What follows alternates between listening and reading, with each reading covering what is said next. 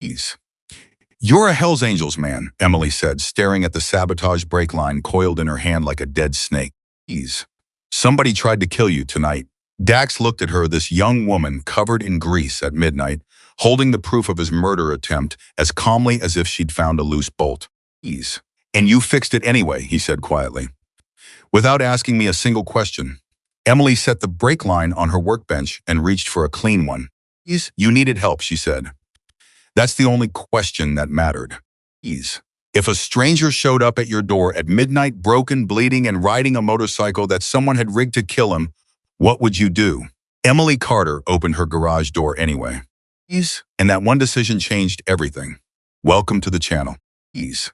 If this is your first time here, hit subscribe and follow this story all the way to the end because you won't believe where it goes. Ease. And drop a comment below telling me what city you're watching from. Ease. I want to see how far this story travels. The rain started around 9 that night. Ease. Emily Carter heard it before she felt it, a low drumming on the metal roof of the garage that her father had built with his own 2 hands 22 years ago, one corrugated panel at a time. Ease. On a piece of land at the edge of Denton, Texas, that nobody else had wanted. Ease. Carter Cycles. Ease. The letters on the sign were still in her father's handwriting. Ease. Painted by him in 1000. Ease. 999 in dark green against white. Ease. And she had never changed them because she couldn't bring herself to paint over the last thing in this town that still looked the way he'd intended. Ease. She was on her back beneath a 2019 Indian Scout, flashlight clenched between her teeth, working on an oil pan gasket that had no business being as stubborn as it was. Ease. The owner wanted the bike back by Thursday. It was currently Tuesday, which meant midnight Tuesday. Ease. Which meant she had roughly 36 hours to finish this one and get started on the 2 others waiting in the far corner, a customer's vintage Triumph that needed a full carburetor, rebuilt, and a beat-up 2014 Sportster that had come in with Ease. An electrical fault she hadn't fully diagnosed yet. Ease. 3 by 36 hours. Herself. That was the math she lived inside now. She turned the flashlight up toward the gasket, locked her jaw around it, and kept working. Ease. She didn't let herself think about the envelope on her desk. Ease. The envelope had arrived certified mail on Friday morning, forwarded from her father's old attorney, a man named Gerald, who had handled the estate with the cheerful competence of someone doing the bare minimum required by law. Ease.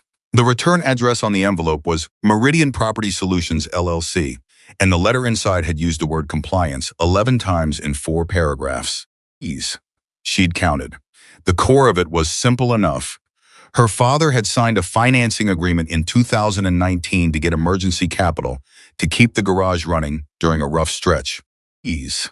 And that agreement had a balloon provision that Gerald apparently hadn't explained clearly and that her father apparently hadn't fully understood. Ease. And that balloon was now due. Ease. And it was large. Ease. And she had 60 days. Ease. She had read the letter twice. Ease. Put it in the envelope. Ease. Put the envelope in the middle drawer of the desk. Ease. Closed the drawer. Ease. And gone back out to the garage to work. Ease. That was Friday. Today was Tuesday. She had not opened the drawer again. Ease. The Indian's gasket finally gave way at 11:47, and she let out a breath that was mostly relief and a little bit prayer. Ease. She slid out from under the bike, sat up. Ease. Pulled the flashlight from between her teeth. Ease. And pressed the back of her wrist against her forehead. Ease. The garage smelled the way it always smelled, oil and metal and rubber, and the faint chemical ghost of solvent, and that smell was the closest thing to comfort she had left in this building. Ease. She was reaching for a shop rag when she heard it. Ease. She stopped moving. The sound was coming from the road outside. She could hear it even over the rain, and it was wrong in a way she recognized immediately because she had been listening to motorcycles her entire life. Ease. Her father had taught her to hear engines the way other fathers taught their daughters to hear music. Ease. There was a Harley out there, and it was in trouble. Ease. The idol was ragged. Ease. Cutting and catching. Ease. And there was something else underneath it. Ease. A rhythmic grinding she didn't like at all. Ease. And the whole mechanical voice of it was telling her what no rider ever wanted to hear. Ease. I am almost done. Ease. She was already standing. Ease. She pulled the garage's side door open and stepped out into the rain. Ease. and the headlight hit her almost immediately, a single beam, swinging wide and unsteady from the road into her lot. Ease. And she could see the rider wrestling with the machine. Ease. Both hands locked on the bars, the bike weaving in a way that had nothing to do with the wet asphalt and everything to do with the fact that the man controlling it was operating at the very edge of what his body had left to give. Ease. The Harley made it 15 feet into her lot before it stopped, not gently, not gracefully, but in the way machines stop when they have simply spent everything they had. Ease. The engine coughed twice and went silent. Ease. And the man on it held himself upright for a long moment. Ease. One boot on the ground. Ease. Both hands still gripping the bars. Ease. His chest working hard against whatever it was costing him to still be vertical. Ease. Then his left arm buckled. Emily was moving before she thought about it. Ease. She crossed the wet concrete in 6 steps and got her shoulder under his arm before he went all the way over. And he was heavier than he looked, which was already heavy, because this was not a small man. Ease. He was somewhere around 50 or 55. Ease. Broad-shouldered. Ease. Wearing a soaked leather vest over a soaked flannel shirt. Ease. And when she got close enough to see his face in the spill of light from her open garage, Ease. She saw that there were blood mixing with rainwater on the left side of his temple, and his pupils were uneven. "I've got you," she said. Not gently, not shakily. Ease. She said it the way her father used to say things, like a declaration of fact. Ease, "I've got you. Don't fight me." "Don't need," he started. Ease, "You fell sideways on a motorcycle in a parking lot," she said. Ease, "You need something. Come on." She got him inside. Ease. She sat him on the metal stool she kept beside the parts bench, the one her father used to call the throne, because he'd always gone there when he needed to think, and she got a look at him in the full light of the garage. Ease. Late 50s, she revised. Maybe right at 60. The kind of man who had been powerful for a long time and still carried it in his frame even when the rest of him was struggling. The leather vest had patches on it, and she didn't look at them right away because she was focused on his head. Ease. "What hit you?" she asked, already moving to the first aid kit on the wall. Ease. "The road." His voice was low and rough. Came off around mile marker 12 on 380. His bike went sideways. "You hit the asphalt?" "Left side." Ease. "Mostly shoulder." The helmet took the head. He paused. Ease. "Mostly." She came back with the kit and a clean rag. Ease. "Sit still." She examined the temple wound without fanfare. It wasn't deep. The bleeding had mostly stopped. But the uneven pupils bothered her, and she said so. Ease. "You might have a concussion." "I've had concussions." Ease. "That's not reassuring." She pressed the clean rag to the wound with one hand. Ease. "Your pupils aren't the same size. That one," she pointed to his left eye, "is bigger. Ease, you need a hospital." "No hospital." He said it quietly, but absolutely. Ease. She looked at him for a moment. "Why not?" He held her gaze. Ease. "Because I've got enemies who know which hospitals to watch." Ease. There was a silence in which Emily processed this information with the focused practicality of someone who had been raised in a garage and had learned early that some situations didn't benefit from asking every question you had. "Fine," she said. "But if you pass out, I'm calling an ambulance." Ease. "Fair," he said. She cleaned and dressed the wound with the efficient competence of someone who had sutured her own hand once with a needle and fishing line at 19 because the nearest urgent Ford care was 40 minutes away and she'd had a deadline. Ease. When she was done, she stepped back and looked at him. "I'm Emily Carter," she said. "This is Carter's Cycles." Ease. "My father built it." He met her eyes. "Daniel Walker," he said. Ease. "People call me Dax." And now she looked at the vest. Ease. The patches she'd been avoiding looked back at her. Ease. The top rocker, the center patch, the bottom rocker. Ease. She'd been born in Texas and raised surrounded by bikers, and she knew exactly what she was looking at, and she held the knowledge of it steady in her chest without letting it change her expression. "Dax," she said. "Emily," he said. "You want coffee?" she said. Ease. "It's midnight, it's raining, and I'm not done working." Ease. "But I can put a pot on." Something moved behind his eyes. Ease. It wasn't quite surprise. It was closer to recognition, the kind that happens when you have spent a very long time preparing for a specific reaction and someone gives you a completely different one. Ease. "Yeah," he said. "Coffee sounds good." Ease. She put the coffee on, and while it brewed, she went back out to his Harley. Ease. She hadn't planned to do it right then. She'd planned to get him stable, make sure he wasn't actively dying, and then figure out what to do with both of them. Ease. But the bike was sitting in her lot in the rain, and she was a mechanic, and a mechanic can't leave a sick machine alone any more than a doctor can walk past a patient on the floor. Ease. She got the Harley inside the garage, out of the weather, and she looked at it under the lights. Ease. It was a Road King older, she'd guess 2015 or 2016, the kind of machine that had been ridden hard for years and maintained by someone who knew what they were doing. Ease. The paint was genuine road-worn, not cosmetic. This was a bike that had been places. Ease. She started with the obvious, the reason the engine had been cutting and catching, and found it quickly. Ease. Fuel line connection had worked loose, probably from the fall, and the resulting inconsistent fuel flow had given the engine that ragged voice she'd heard from the road. Easy fix. She had the right fitting. She got it done in 8 minutes. Ease. Then she did what she always did when a bike came into her shop after a crash. Ease. She checked everything. She checked the front end. Ease. She checked the rear. She checked the electrical. She checked the controls. Ease. She was checking the brake system when she found it. Ease. She stopped. She crouched lower and looked again, turning the flashlight at a specific angle because she needed to make absolutely certain she was seeing what she thought she was seeing. Ease. She was. The rear brake line had not been damaged in the crash tonight. Ease. It had been cut.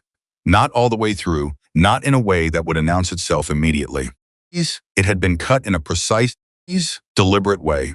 Ease. Deep enough that it had been on the verge of failure for however many miles Dax had been riding. Ease. And it had finally given enough that the brake had gone soft. Ease. If he tried to stop fast on the highway, if a car had pulled out, ease. If something had run across the road, the brake would have failed completely.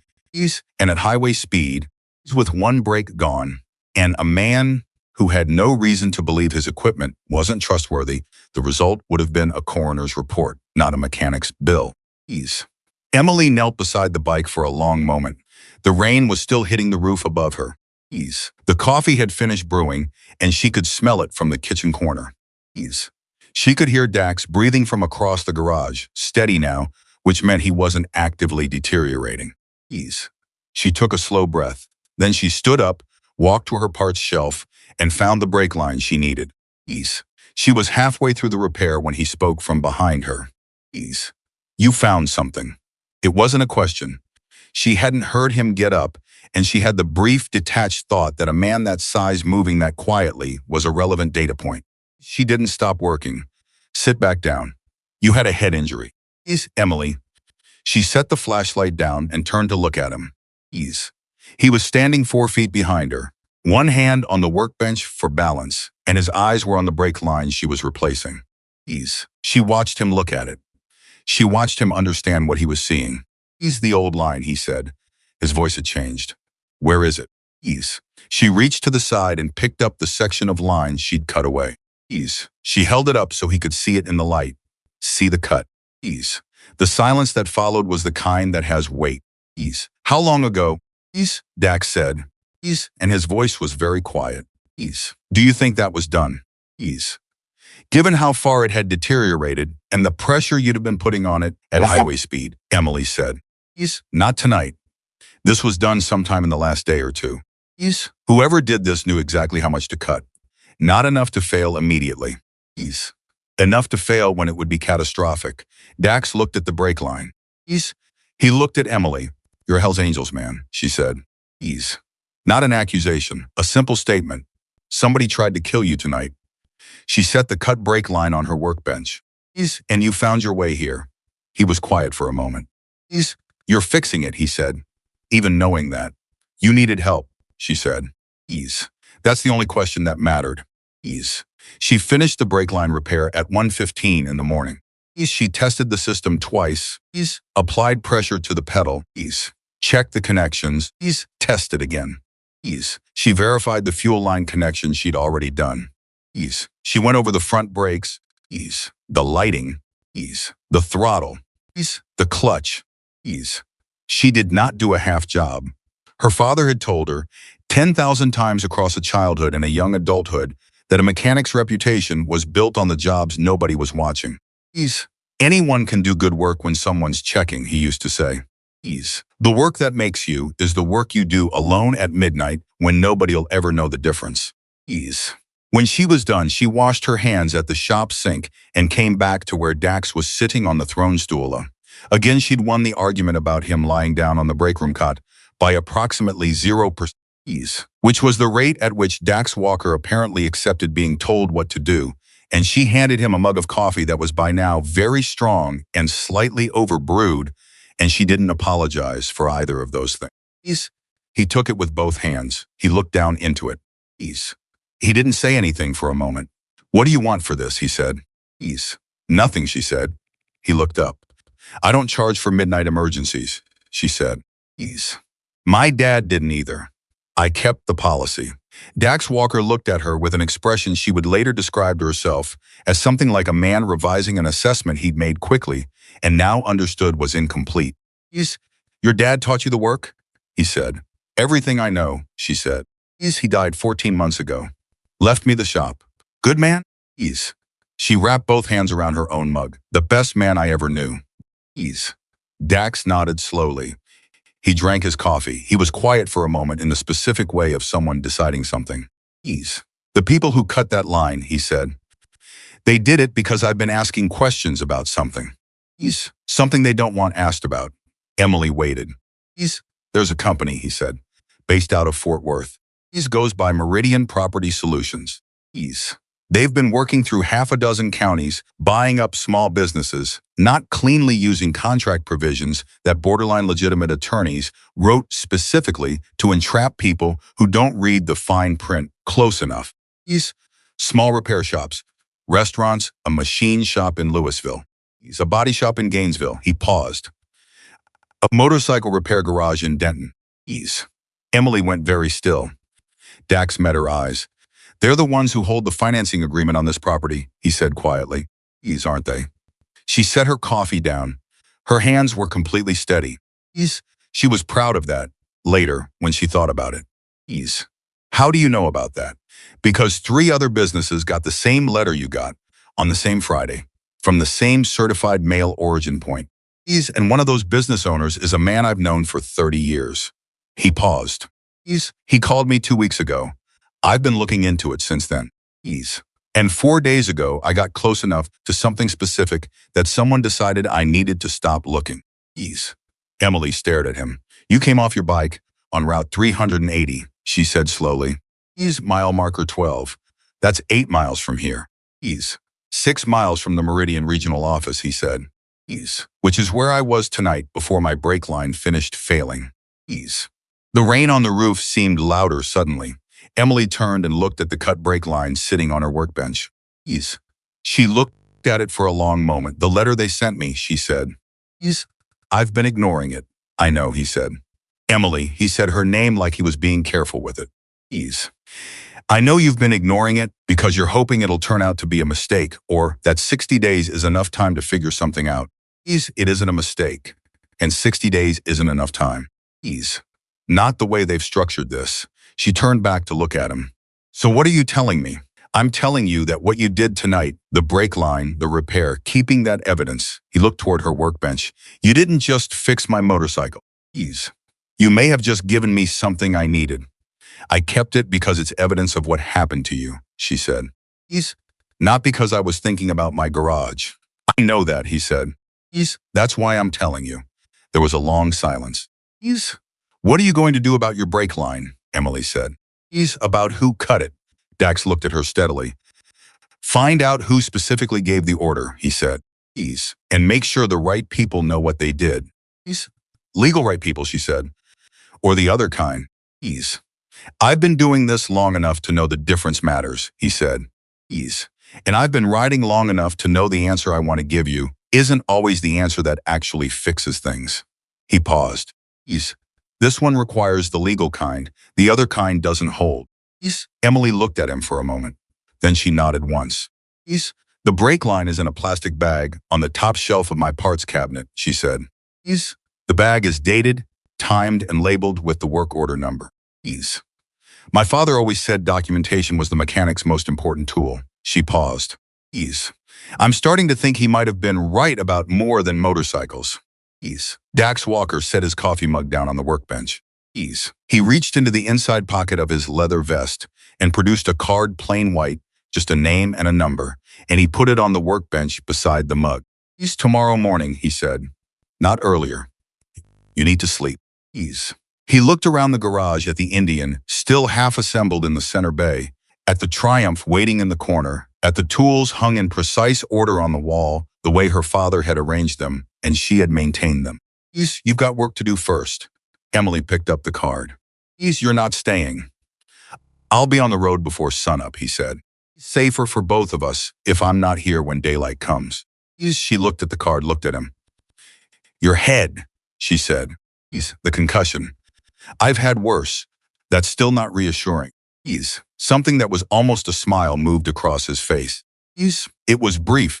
Ease, and it was quiet. Ease, and it transformed him for just that moment into a man who had probably been warmer once. Ease, before whatever years of whatever it had taken to become Dax Walker had finished with him. Ease, thank you, Emily Carter, he said, for the brake line. Ease, for the coffee. For not asking questions a lot of people would have asked. Ease, my dad taught me. Ease, she said. Ease, that when a person comes through your door needing help, Ease, you don't interrogate them about why they deserve it. Ease, you just help. He was quiet for a moment. He sounds like he was something, he said. Ease, he was everything, she said. Dax Walker nodded once. He picked up the Road King's key from where she'd left it on the bench. Ease. He walked his bike out of the garage into the wet pre-dawn dark, and she stood in the doorway and watched the single headlight reach the road and turn south, and she listened until she couldn't hear the engine anymore. Then she went back inside. She stood at the workbench for a moment. The cut brake line was in its labeled bag on the parts shelf. The business card was on the workbench. The coffee pot was still warm. She pulled open the desk drawer. She took out the Meridian letter. She read it again. All 4 paragraphs. All 11 uses of the word compliance.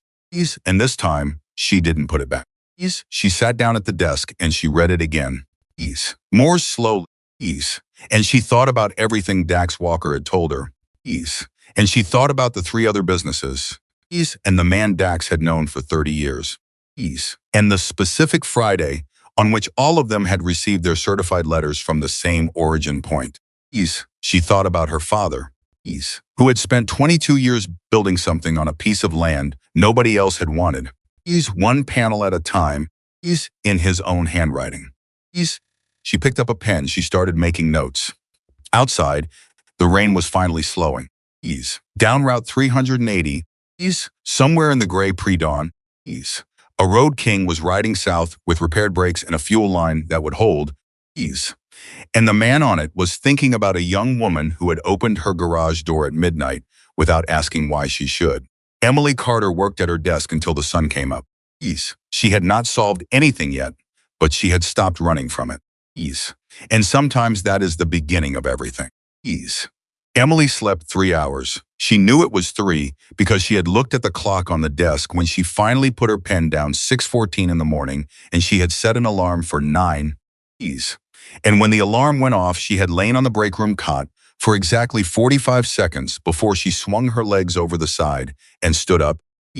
Because lying there longer wasn't going to change anything, and there was a Triumph carburetor that needed her.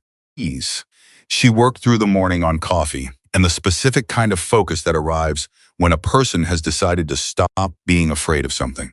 The notes she'd made in the early hours were sitting on the corner of the desk in a neat stack, and every time she passed the desk, she looked at them, and every time she looked at them, she felt something settle more firmly in her chest. Not courage exactly. Something quieter than courage. More like the moment before courage, when a person stops pretending the situation isn't what it is. The Triumph carburetor came apart cleanly and told her its problem immediately: a stuck float valve, the kind of thing that looks catastrophic and fixes in an afternoon if you know what you're doing. She had the parts. She began the work. At 10:40, she heard motorcycles. Not one, several. She counted the engines by sound the way her father had taught her, not individual cylinders, but the voices, distinct as people, and she got to at least 4 before the first one turned into her lot. She set down her tools. She had the professional composure to walk to the garage door rather than run to it, and she stepped out with her hands clean. She'd wiped them on the shop rag, and she looked at what had arrived in her parking lot. These 6 Harleys, 6 riders, and Dax Walker at the front of them, not looking like a man who had ridden off in the pre-dawn rain with a freshly dressed head wound and a recently repaired brake line. He's looking, instead, like a man who had slept exactly as long as he needed to and arrived exactly when he'd intended. He swung off the Road King and stood in front of her, and the morning light showed her that his pupils were even again, and the dressing on his temple was clean, which meant someone had changed it. I said I'd be in touch, he said. You said, tomorrow morning, she said. It's 10:40. It is tomorrow morning. She looked at the 5 men behind him. They were all in leather, all in patches, all watching her, with the particular stillness of people who had been told about her and were now in the process of updating whatever they'd imagined. You brought friends, she said. I brought people who wanted to meet you, Dax said. There's a difference. He turned slightly. Emily Carter.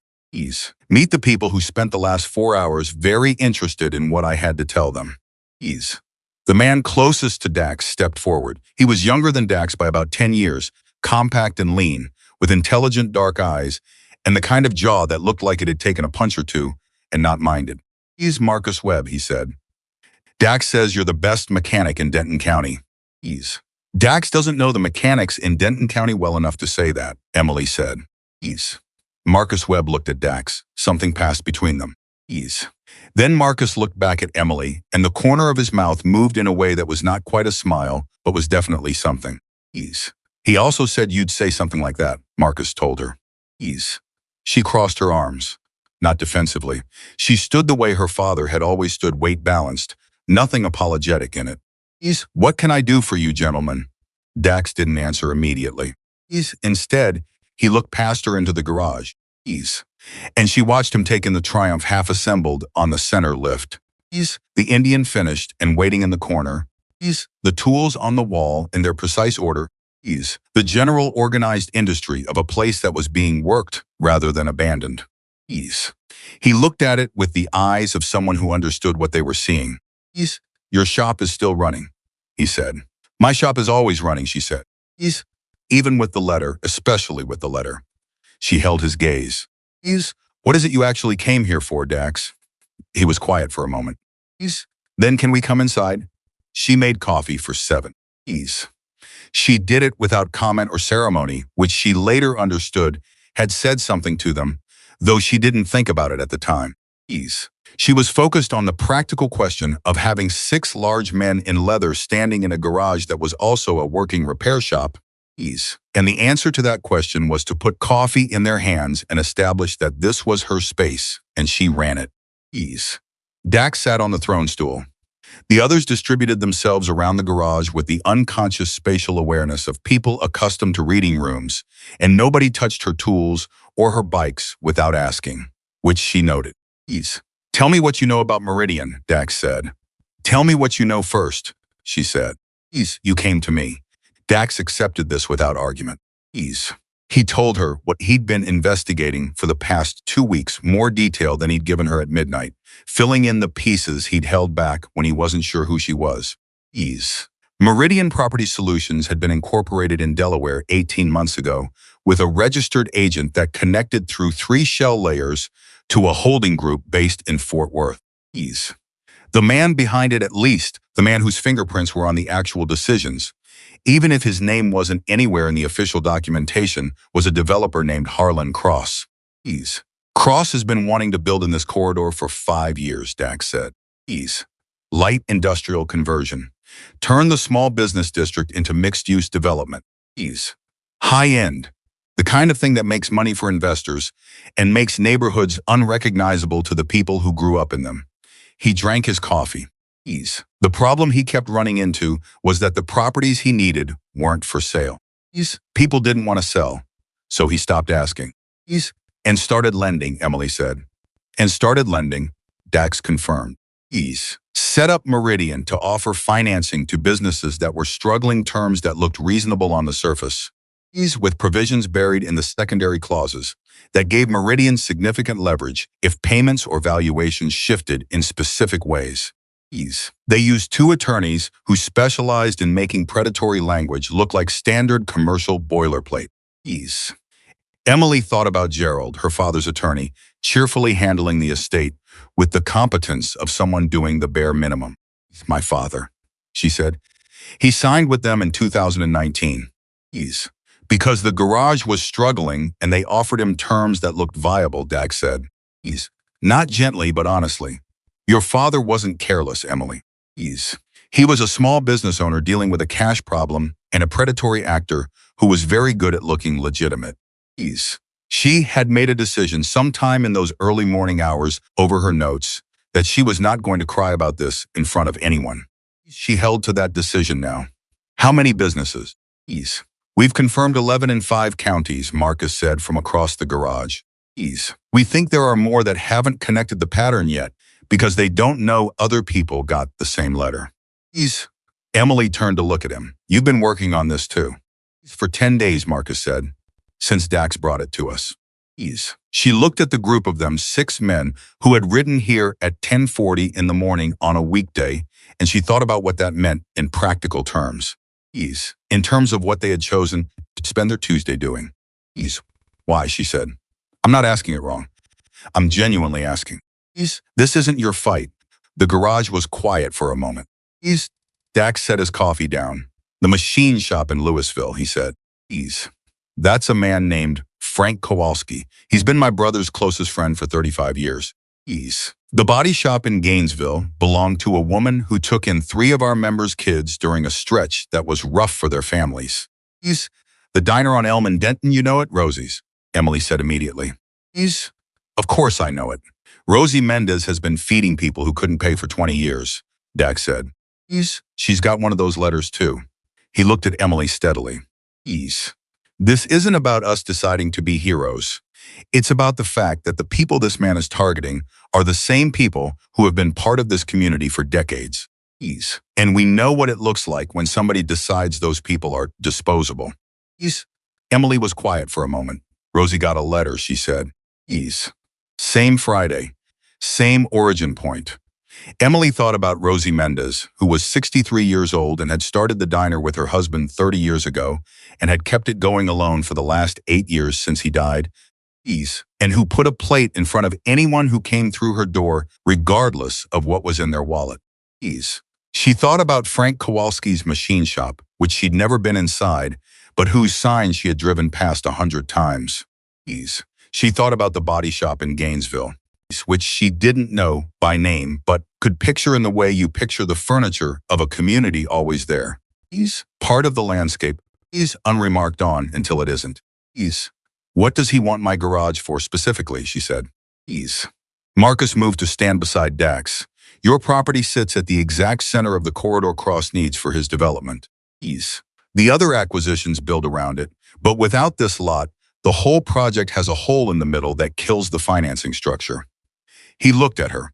You're not one of 11 targets, Emily. You're the target. The others create the corridor. Your property closes it. She absorbed this. So the 60-day letter, she said, is specifically timed, Dax said, to line up with the point at which the other properties will already be in default proceedings. If he has them and not you, his project stalls. He needs you resolved before the others become public. Emily sat down on the edge of the workbench. She didn't do it because her legs were unsteady, they weren't. She did it because she needed to think, and she thought better when she wasn't performing steadiness for an audience. The brake line, she said. On your bike. That was Cross. Or someone working for him, Dax said. I'd gotten close enough to the specific documentation on the Meridian filings that someone got nervous. The sabotage was a message. He paused. A message that got delivered to you instead, which is why I'm sitting here instead of being a statistic on Route 380. The garage was very quiet. I want to see what you've got, Emily said. The documentation, everything you've compiled. She looked at Dax. And I want to show you something too. She went to the desk drawer. She pulled out the Meridian letter. She put it on the workbench. And then she pulled out the notes she'd made from 4 in the morning until 6:14. Ease. 6 pages of her father's handwriting style printing she'd been told her entire life. He wrote exactly like him, laying out every detail she remembered about the original financing agreement, every conversation she'd had with Gerald, ease, every clause she could recall, and the specific questions she had written out in the final 2 pages about provisions that had seemed strange to her even at the time, but that Gerald had waved past. Dax picked up the notes. He read them in silence. He handed them to Marcus. Ease. Marcus read them in silence. Then Marcus looked up and found Emily's eyes, and the thing in his expression was not pity. Ease. It was not condescension. It was the specific look of someone who has just received information that changes the shape of what they thought they knew. Ease. This provision on page 3, Marcus said, tapping the notes. Ease. Section 4 You wrote a question mark next to it. Ease. It read wrong to me, Emily said. Gerald told me it was standard commercial language. Ease. But it read wrong. It reads wrong because it isn't standard, Marcus said. Ease. It's the mechanism. It allows Meridian to call the balloon early, before the 60-day window, if they can argue that the property's market value has dropped relative to an independent assessment they commission. He looked at her steadily. Ease. Which means they don't actually need the 60 days. Ease. If they commission their own appraisal and argue the value has dropped, they can move on a shorter timeline. Ease. The silence that followed this was different from the other silences. Ease. It had a specific texture. How short? Emily said. Ease. Depends on how fast they move the appraisal, Marcus said. Ease. Could be days. Emily looked at the letter. She looked at her notes. She looked at the cut break line in its labeled bag on the parts shelf. Then we don't have 60 days, she said. No, Dax said. Ease, we don't. She stood up from the workbench. Ease. She pulled the shop rag from her back pocket and she turned it over in her hands once. Ease. Not to clean anything. Ease. Just to have something to do with her hands while she thought. Ease. And then she put it back. Ease. What do you need from me? She said. Ease. What they needed, it turned out, was her records. Emily kept records the way her father had kept records, meticulously, chronologically. Ease. In a system that was old-fashioned enough to involve actual physical binders, but disciplined enough that she could find any work order from the past 6 years in under 4 minutes. Ease. She had timed herself once. Her father had kept records going back to 2001, and those were in the filing cabinet in the back room. Ease. And she had maintained them after he died, because throwing them away had felt like throwing away the proof that he'd existed and worked and been careful. Ease. She showed Marcus the binders. Ease. She showed him where the original financing documents were not with Gerald, but her own copies, which she had kept in a separate sleeve in the 2019 binder, because she had learned from her father that you always kept your own copies of everything. Ease. Marcus sat down at the desk with the binder and a legal pad, and he began working with the focus of someone who had done this before. Ease. Dax stood beside Emily in the center of the garage while Marcus worked. He's good at this, Dax said quietly. Marcus. Before he started writing, he spent 8 years as a paralegal. Ease. Emily looked at Marcus, bent over the desk, already 2 pages into notes of his own, pen moving with the controlled speed of someone who had trained their hand to keep up with their brain. He rides with you now, she said. For 15 years, Dax said. He made a choice about what kind of life he wanted. He paused. We all did. She was quiet for a moment. What Harlan Cross thinks about you, she said carefully. About all of you. He thinks that works in his favor. The optics. He thinks he'd see our patches and stop seeing us, Dax said. Yes. And does that? She stopped herself. Hurt? Dax looked at her sideways. I'm 62 years old, Emily. I've spent 40 years having people decide who I am before I open my mouth. At some point, you stop waiting for their opinion to be correct. He paused. But you're right that Cross is counting on it. He's counting on the fact that if this becomes public, nobody's going to take our side of the story seriously. He looked at her. Which is why you matter. She turned to look at him. You're not us, he said plainly. You're a 25-year-old woman whose father built something she's trying to save. Your records, your documentation, your testimony, that's the story that sticks. We can be the community standing beside you, but the story has to be yours. Emily thought about that. She thought about whether it bothered her being told that her value in this situation was partly because of what she looked like and how old she was and what it would mean, optics-wise, for Harlan Cross to have taken her family's garage. Ease. She turned the idea over carefully, the way she turned over a part she was about to install, checking for flaws. Ease, as long as the story is also true, she said finally. Ease. Which it is. He is trying to take my father's garage. Ease. The records are real. My testimony is real. She looked at Dax. Ease. I'm not a prop. No, Dax said. You're not. You're the person who opened her door at midnight when she didn't have to. He was quiet for a moment. Ease. We don't manufacture that. We just make sure people see it. Ease. Marcus worked for 3 hours. Ease. Emily went back to the Triumph because the carburetor wasn't going to rebuild itself and the customer was coming Thursday.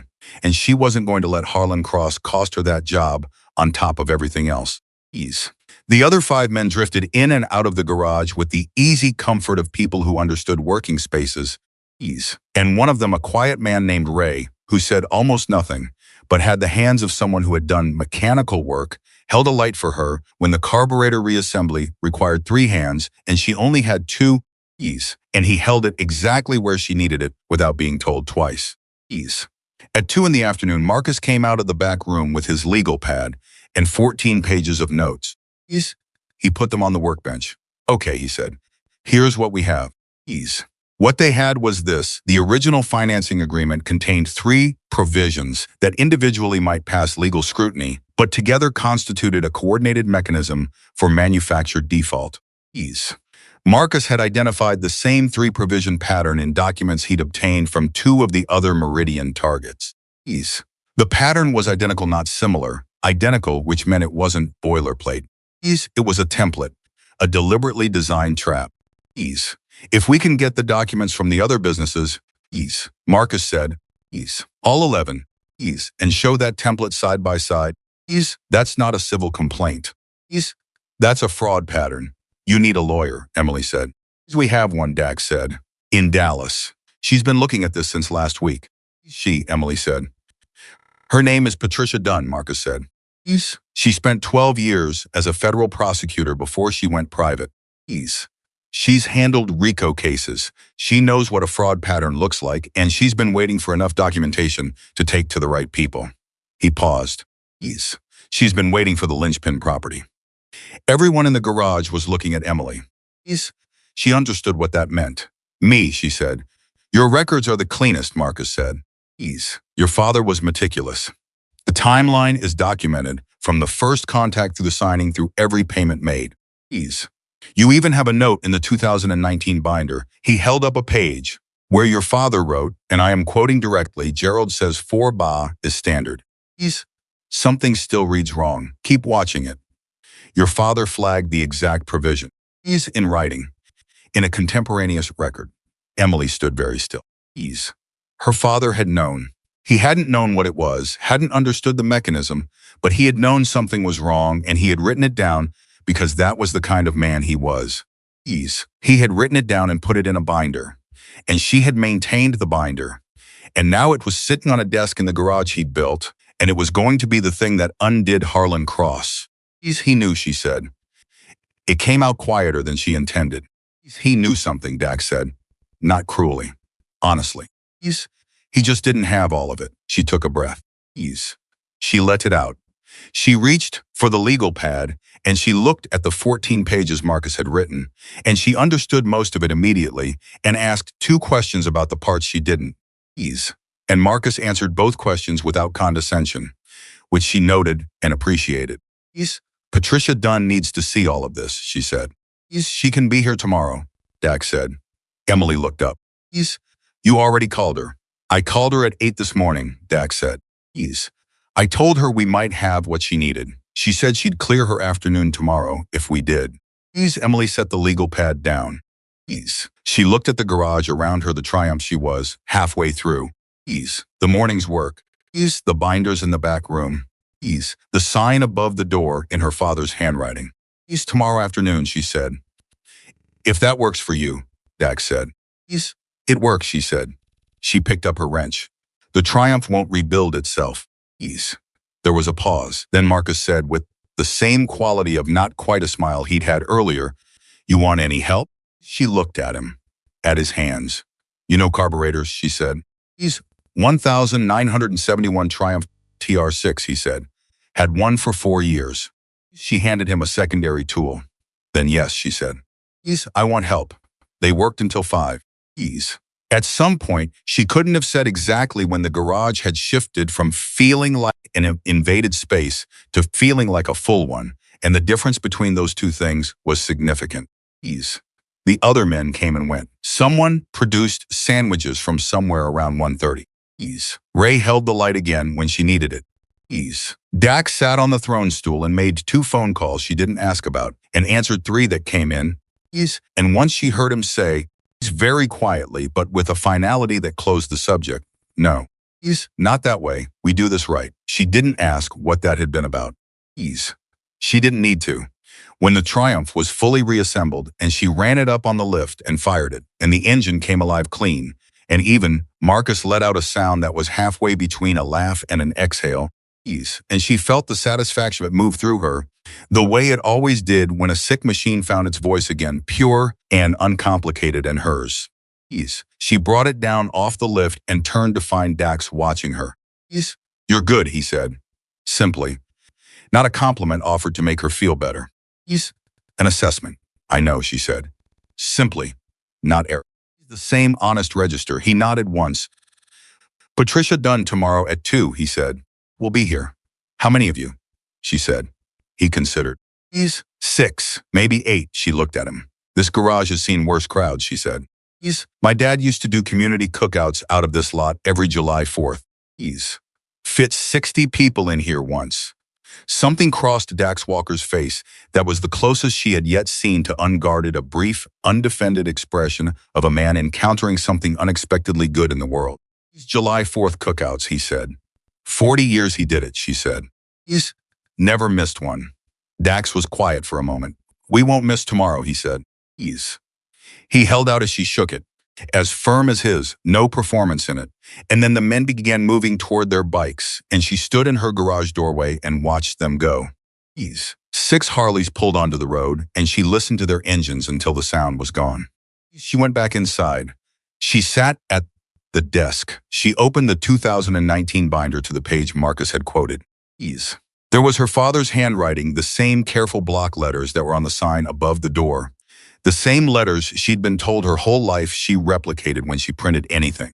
Gerald says 4 Bob is standard. Something still reads wrong. Keep watching it.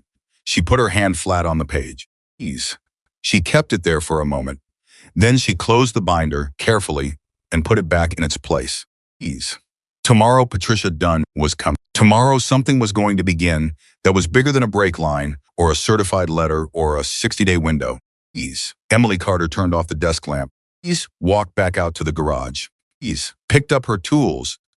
And got back to work. Patricia Dunn arrived at 1:53 in the afternoon.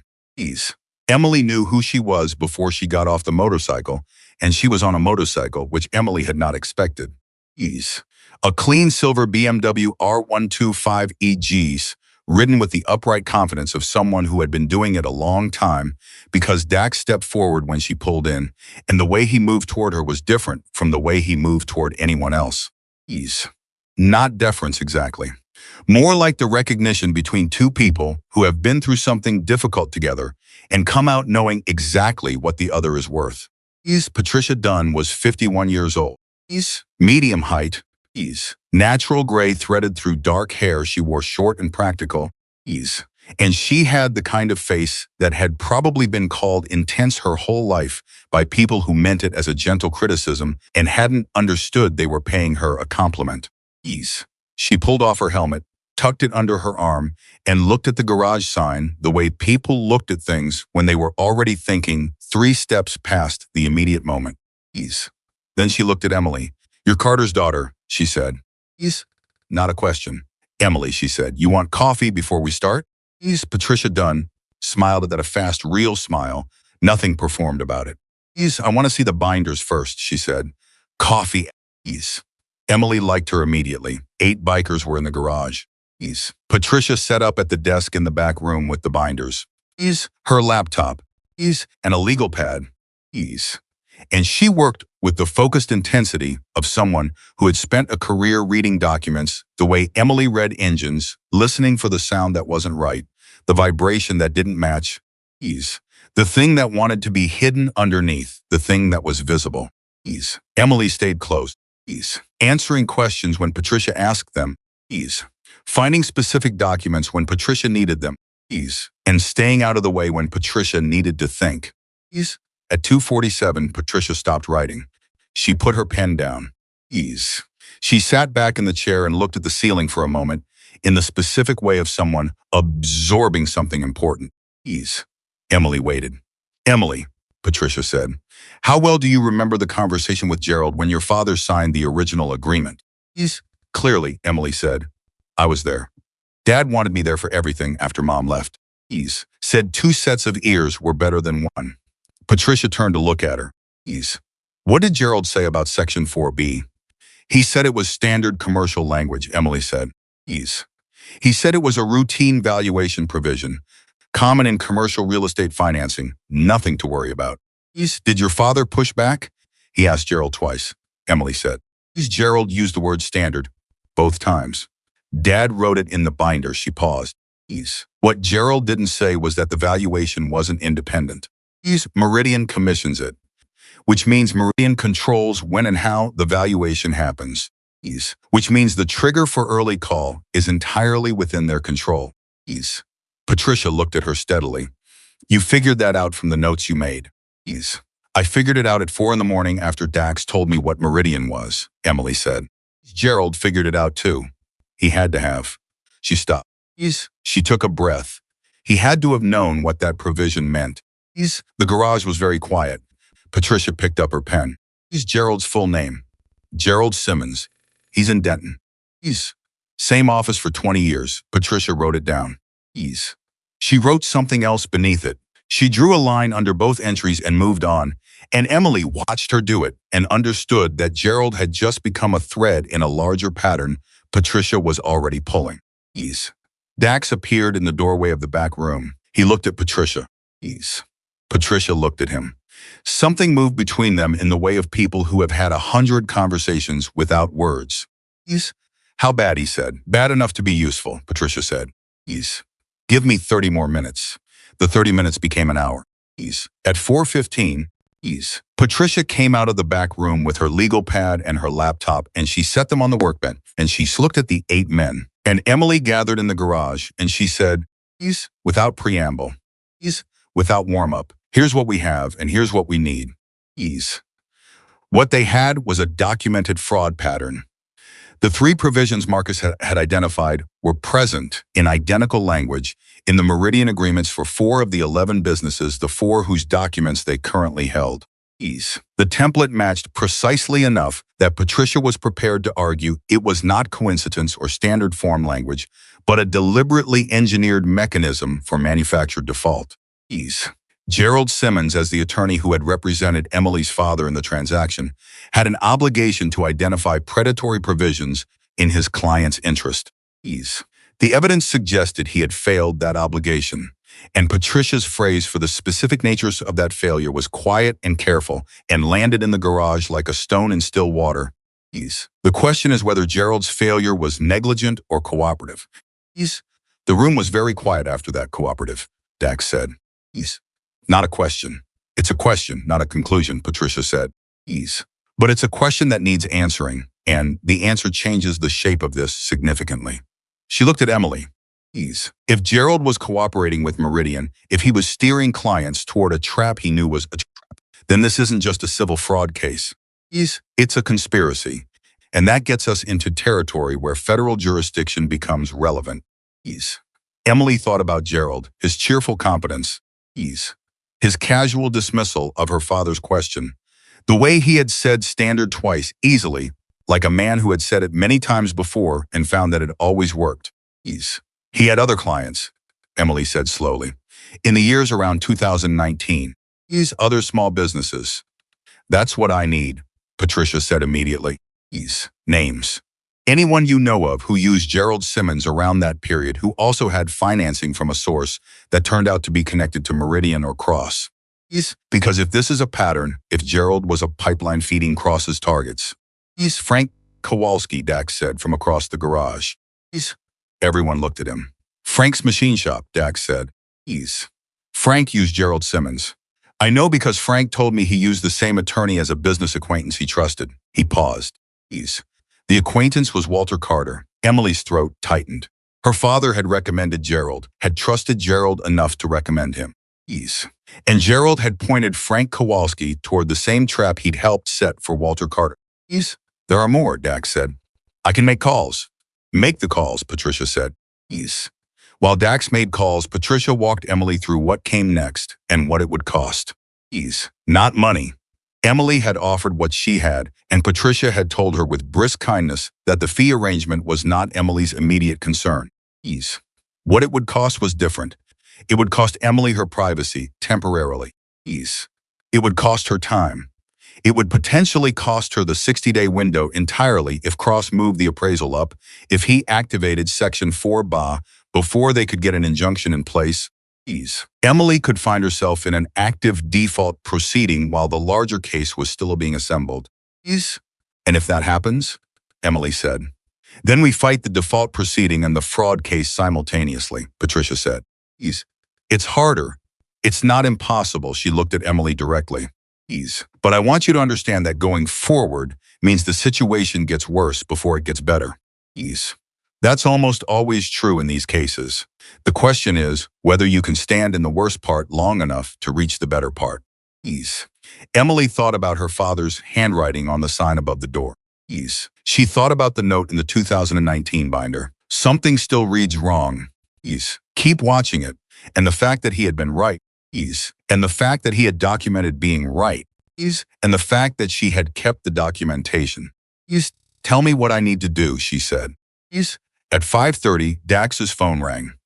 He listened for 40 seconds without speaking. His expression didn't change in any dramatic way. It was more that it became more still. The specific stillness of a man receiving information that confirms something he'd been afraid to fully believe. He said, you're certain, and listen for another 10 seconds. He said, don't move anything. Don't talk to anyone. I'll call you back. He ended the call. He looked at him. He looked at Patricia. Frank Kowalski, he said. He got a visit today. Two men from Meridian. They came to his shop in person and told him that they were accelerating the timeline on his agreement. They showed him paperwork, an independent appraisal dated yesterday, showing the machine shop's property value had decreased 15%. Patricia's jaw tightened. Yesterday. Commissioned and completed in a single day, Dax said. Which is not how independent appraisals work. No, Patricia said. It isn't. She was already opening her laptop. It's also not how they work if they're genuinely independent, which this one clearly isn't. An appraisal commissioned and delivered in 24 hours by a firm that Meridian uses is not independent. It's a prop. Her fingers were moving. Frank has the paperwork they showed him? He photographed every page before they left, Dax said. He had the presence of mind. Smart man, Patricia said. 30-year machinist, Dax said. He's been reading documents people hand him his whole career. He knows when something's being done to him. Tell him to send me the photographs, Patricia said. Everyone, she looked up from the laptop. And tell him not to sign anything. Not one page, not a receipt, nothing. Dax was already on the phone. Emily stood beside Patricia and looked at the laptop screen where Patricia had pulled up a legal research database and was moving through it with the speed of someone who knew exactly what she was looking for. What does this mean? Emily said quietly. Them moving on Frank today. Patricia glanced at her sideways. It means Cross knows we're looking, she said. Or suspects it. He's accelerating the timeline across the board, trying to lock in the default proceedings before we can get organized. She paused. It also means he doesn't know about your father's binder. He doesn't know about the brake line. If he did, he'd be moving differently. She kept typing. He thinks he's ahead of us. That's an advantage we need to use in the next 48 hours. Emily felt something cold move through her, not fear exactly, but the recognition of fear's near neighbor, the understanding of what was actually at stake and how fast it was moving. Ease. Tell me what to do in the next 48 hours, she said. Ease. Keep the garage open, Patricia said immediately. Ease. Keep working. Don't change your schedule. Don't contact Meridian. Don't call Gerald. Ease. Behave exactly as you have been behaving, which is like a woman who has a business to run and is running it. She glanced at Emily. Ease. Can you do that? I have a Sportster with an electrical fault I haven't finished diagnosing, Emily said. Ease. And 2 other jobs coming in Thursday. Then do that, Patricia said. That's your job. Let me do mine. Ease. The photograph pages from Frank's appraisal arrived at 5:58. Ease. Patricia opened them on her laptop. She spent 4 minutes looking at them without speaking, scrolling slowly, and the quality of her silence was the kind that has a temperature to it. Ease. When she finally spoke, her voice was level in the way that people's voices are level when they are making a deliberate choice not to let the register of what they're feeling alter their words. Ease. The appraisal firm is Valley Assessment Services, she said. Ease. Incorporated in Texas 14 months ago. Ease. Marcus, who had moved to stand beside the laptop, said, Ease. 14 months. Ease. Same month as Meridian Property Solutions, Patricia said. Ease. Different incorporation state, same registered agent. Ease. The garage went completely silent. They created both entities, Marcus said. Ease. At the same time, Patricia said. Meridian to hold the predatory agreements. Ease. Valley Assessment to provide the manufactured appraisals that trigger the accelerated defaults. She closed the laptop with a soft, decisive click. Ease. This is not a real estate developer who crossed some ethical lines. Ease. This is a coordinated criminal enterprise. These documents, she put her hand on the laptop, combined with Emily's binder, combined with the brake line, combined with the testimony of the other business owners, this is enough. Is enough for what? Emily said. Patricia looked at her. Is enough to go to the FBI. Nobody spoke for a moment. The FBI, Dax said. This crosses state lines, Patricia said. Ease. The incorporation structures, the financing arrangements, multiple jurisdictions are involved. Ease. This is federal territory. She looked at Dax. I have a contact at the Dallas field office. Ease. A former colleague. I've been sitting on this case, waiting for the piece that made it federal. She paused. Ease.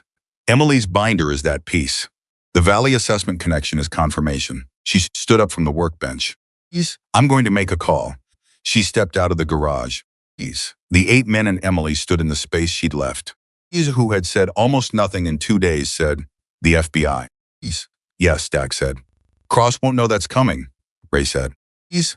No, Dax said, looked at Emily. Your dad's binder, he said. Ease. Saved everybody. Emily didn't answer right away. Ease. She was thinking about her father, about a man who wrote notes to himself in binders because he was careful, because he'd learned that careful mattered. Because the work you did alone at midnight, when nobody was watching, was the work that made you.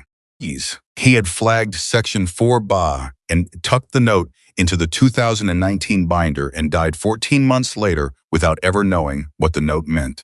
Ease. Yeah, she said finally. It did. Ease. Patricia was outside for 11 minutes. When she came back in, she said, tomorrow morning, it's 10 o'clock, Dallas field office. Ease. They want Emily. Ease. They want the binder. Ease. They want the brake line. Ease. And they want every document Marcus compiled. Ease. She looked around the room. Ease. They also want a statement from whoever found the brake line. Ease. That's Emily, Dax said. I know, Patricia said. Ease. She looked at Emily. Are you ready to do this? I was ready at 4 in the morning 2 days ago, Emily said. Ease. Yes, good. Patricia picked up her helmet from the workbench where she'd set it when she arrived. Ease, I'll meet you there at 9:45. We go in together. She paused. Ease. One more thing. The FBI contact told me something when I outlined the case. She looked at Emily. Ease. He said the Valley Assessment connection, the simultaneous incorporation, that's not something that comes up in routine investigation. Ease. He asked how we found it. Marcus found it, Emily said. Ease. Looking at the appraisal documents Frank sent, Patricia looked at Marcus. Ease. How did you know to look at the incorporation date? Ease. Marcus thought for a moment. Because when a company appears exactly when it's needed and disappears when the job is done, It usually didn't appear by accident, he said. I've seen that structure before. Meridian needed a tool it could control. It built the tool at the same time it built itself. Patricia looked at him for a long moment. You were a paralegal. For 8 years, Marcus said. I'm going to need a full statement from you too, she said. I know, Marcus said. Emily closed the garage at 8 that night. She had diagnosed the Sportster's electrical fault, a corroded ground connection behind the battery. The kind of gremlin that could hide for months and express itself as seemingly random failures before someone finally ran down the full circuit and found it crouching there in the obvious place. She had fixed it. She had done this while Patricia was on her phone with the FBI, and Marcus was preparing his statement, and Dax was coordinating with Frank Kowalski and several other business owners who were now in the network of people who knew what was happening. She did it because it was her job, and the bike needed it, and she was still a mechanic, regardless of what else she was becoming tonight. At 7:15, her phone rang, unknown number. She almost didn't answer it. Then she did, Miss Carter. The voice was male, smooth, the kind of smooth that had been practiced. My name is Richard Phelps. I'm calling on behalf of Meridian Property Solutions. We understand you may have received some information recently that's caused you concern about your financing agreement, and we'd like to... Mr. Phelps, Emily said. Her voice was completely steady. I'd like you to direct any future communications about my financing agreement to my attorney. A pause. Brief, but there, of course. Could I get her name? Patricia Dunn, Emily said. Dallas, she's easy to find. Another pause. Longer this time. We'll be in touch, Phelps said. I'm sure you will, Emily said and ended the call. She stood for a moment holding the phone. Then she put it in her pocket and went back to work. She was finishing the ground connection on the Sportster when Dax appeared beside her. You got a call, he said. It wasn't a question. Phelps, she said. He's smooth-voiced. Checking whether I had a lawyer. Now they know. Now they know, she said. I gave them Patricia's name. She looked at Dax. They're going to move faster now. They know we have counsel. Dax said. How much faster? Maybe tonight, he said. Maybe tomorrow before 10. He looked at her steadily. Which is why 2 of us are staying. She looked up from the bike. Marcus and Ray, he said, in the lot. Not inside. You don't need babysitting. And I'm not saying you do. But they'll be outside tonight. And if a van with Meridian's logo or anyone else's logo comes down this road at 2 in the morning, you'll have people who know what to do with that. Emily looked at him. She thought about saying she didn't need it. She thought about the independence of that statement and the genuine truth of it, and also the other truth. The one that sat beside it without contradiction, that accepting help from people who were offering it freely was not weakness. Her father had known that. His garage had survived 3 lean years in the early 2000s because the community had kept its cars and bikes coming to him, even when they could have gone cheaper elsewhere. He had accepted that help and remembered it for the rest of his life and paid it forward in every cookout, every discounted repair, every time he'd put a wrench to something for someone who couldn't quite make the full rate. Thank you, Emily said. Don't thank me, Dax said. You fixed my bike. You would have thanked me with a check, she said.